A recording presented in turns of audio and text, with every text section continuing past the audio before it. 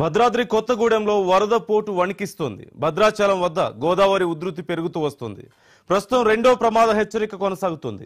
53 అడుగులకు గోదావరి నీటి మట్టం చేరువ కావడంతో మరి కాసేపట్లో మూడో ప్రమాద హెచ్చరిక జారీ చేసే అవకాశం ఉంది. భద్రాచలంలో పలు ప్రాంతాలు జలమయం కావడంతో ముంపు బాధితులను పునరావాస కేంద్రాలకు తరలించారు. మరోవైపు భద్రాచలం నుంచి చర్లకి అధికారులు రాకపోకలు బంద్ చేశారు. వరద ఉధృతి పెరిగే అవకాశం ఉండడంతో లోతట్టు ప్రాంత ప్రజలు అప్రమత్తంగా ఉండాలని అధికారులు హెచ్చరికలు జారీ చేశారు.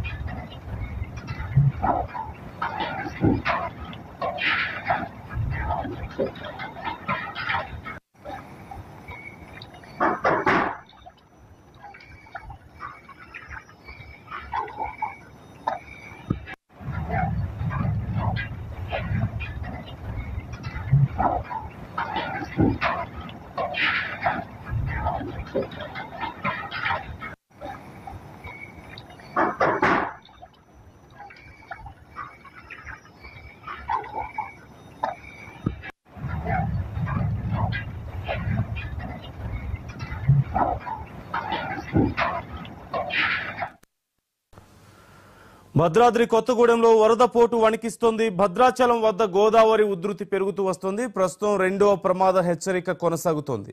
53 అడుగులకు గోదావరి నీటి మట్టం చేరువ కావడంతో మరి కాసేపట్లో మూడో ప్రమాద హెచ్చరిక జారీ చేసే అవకాశం ఉంది.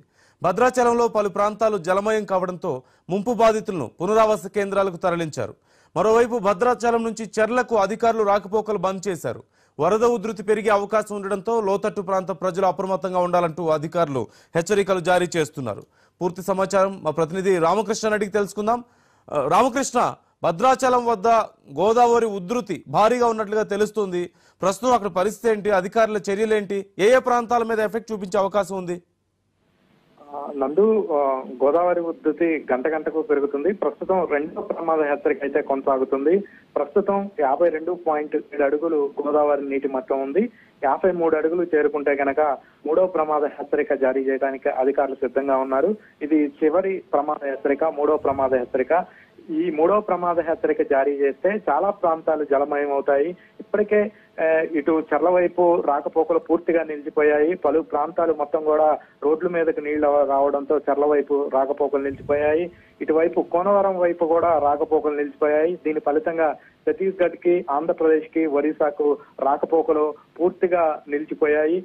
మూడో ప్రమాద హెచ్చరికగా వస్తున్నటువంటి నేపథ్యంలో ఇప్పటి వరకు భద్రాచలంకి దూరంగా ఉన్నటువంటి ఏజెన్సీ ప్రాంతాలకు మాత్రమే జల దిగ్బంధంలో చిక్కున్నాయి. ప్రస్తుతం భద్రాచలం పట్టణంలో కూడా చాలా ప్రాంతాలు జల దిగ్బంధంలోకి వచ్చాయి. ఇప్పటికే చాలా మందిని భద్రాచలంలో ఉన్నటువంటి నన్నపనేని మోహన్ ఉన్నటువంటి అక్కడికి ఉన్నటువంటి పునరావాస కేంద్రానికి తరలించారు.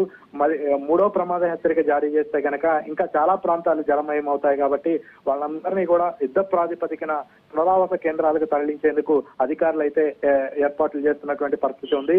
ప్రస్తుతం అటు చర్ల వైపు కావచ్చు, కోనవరం వైపు కావచ్చు, రాకపోకలు పూర్తిగా నిలిచిపోయినటువంటి నేపథ్యంలో ఎవరైనా సరే అటు ప్రాంతం వైపు వెళ్లకుండా, ఆ జలాశయాలు దాటకుండా జలాశయాల దగ్గర చెక్ పోస్టులు ఏర్పాటు చేశారు. ఎవరిని కూడా అటువైపు వెళ్ళనివ్వడం లేదు. ఇటు గోదావరి భద్రాచలంలో ఉన్నటువంటి రామాలయ పరిసర ప్రాంతాల్లో ఉన్నటువంటి అటు కళ్యాణ కట్ట కావచ్చు, తలనీలాలు సమర్పించే ఆ ప్రాంతాలు మొత్తం కూడా ఇప్పుడు జల దిగ్బంధంలోనే ఉన్నాయి.